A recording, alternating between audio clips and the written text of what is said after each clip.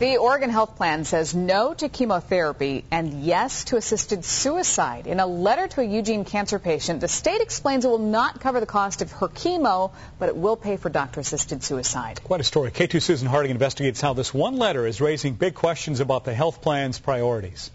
Can you say hi? Huh? Yeah.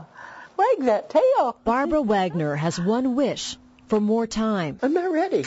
I'm not ready to die. I've got things I'd still like to do. Her doctor offered hope in this bottle, the new chemotherapy drug Tarceva. Like my doctor said, maybe this can put the lid on it and stop it. That hope shattered with this letter from the Oregon Health Plan telling her we were unable to approve the cancer treatment.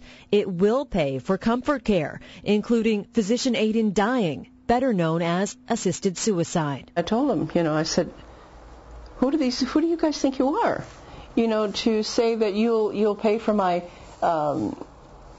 dying, but you won't pay to help me possibly live longer. We took her concerns to Dr. Sam Saha, chairman of the commission that sets policy for the Oregon Health Plan. She says to say to someone, we'll pay for you to die but not pay for you to live, it's cruel.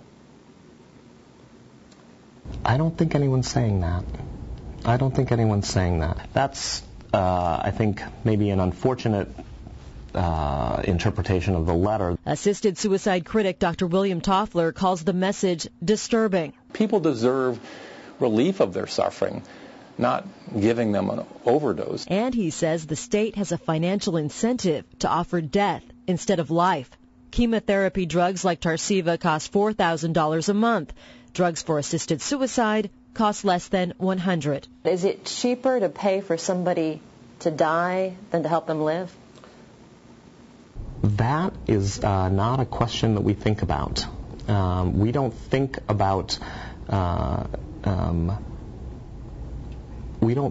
investing our healthcare dollars in that way. Yet when thinking about patients like Barbara Wagner, Dr. Saha admits they must consider the state's limited dollars. If we invest thousands and thousands of dollars in one person's days to weeks, yet we are taking away those dollars from someone. So you look at average, you say it's just a few weeks. And that's true.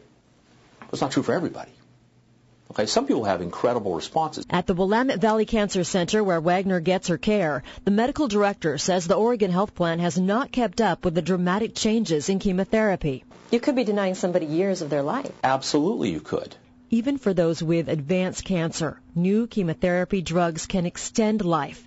Yet the Oregon Health Plan offers coverage for chemo that cures cancer, not if it can prolong a patient's life. We're looking at today's treatment, 2008 treatment, but we're using 1993 standards. When the Oregon Health Plan was created, it was 15 years ago.